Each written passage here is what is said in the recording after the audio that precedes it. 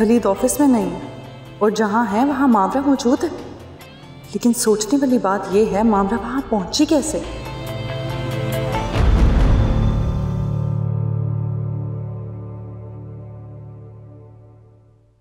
Baby जी juice रख दो। रुको। जी बेबी जी। जब मैं यहाँ नहीं थी तो मेरी गैर मौजूदगी में यहाँ क्या कुछ हुआ है? कुछ खास नहीं बेबी जी। ठीक से याद करके बताओ, कुछ तो हुआ होगा ना? वो जी कायनात बाजी आई थी 1-2 दफा और बस। और मावरा वो कितनी बार आई है यहाँ? याद करके बताना ठीक से।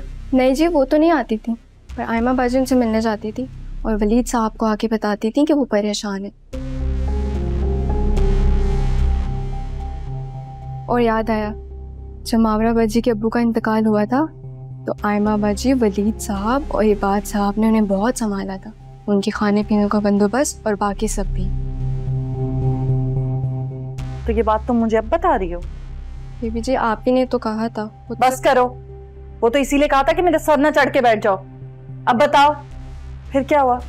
और मावरा बाजी की परेशानी पर आयमा बाजी ने बात की थी। वो उनके मकान मालिक उनसे मकान खाली करवा रहे थे और मावरा बाजी नौकरी भी ढूंढ रही थी। तो इस बात पे मावरा बाजी को आयमा बाजी ने तसल्ली दी कि वलीद साहब उन्हें अपने ऑफिस में नौकरी भी देंगे और रहने के लिए घर का बंदोबस्त भी कर देंगे। अच्छा, फिर वलीद साहब ने क्या कहा? वो जी पता नहीं, मुझे तो चाय लाने भेज दिया था। तो किसी कोने में रुक के बात नहीं सुन सकती थी? जहां पूरी बातें सुननी है, इसको सुनने में मौत आ रही थी। काम की बात तो सुनी नहीं।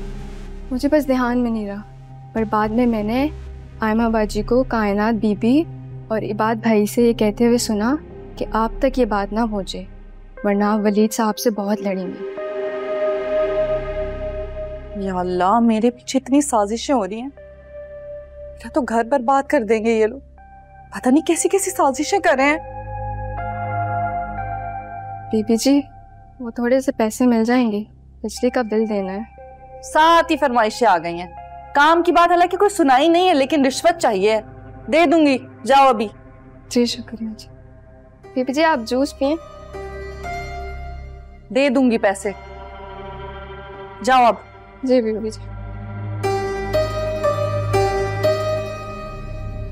कुछ ज्यादा ही प्यार आ रहा है, उस पर उठा के घर ही ले आते, मुझे लाने की क्या जरूरत थी? ये सब चल रहा है मेरे पीछे,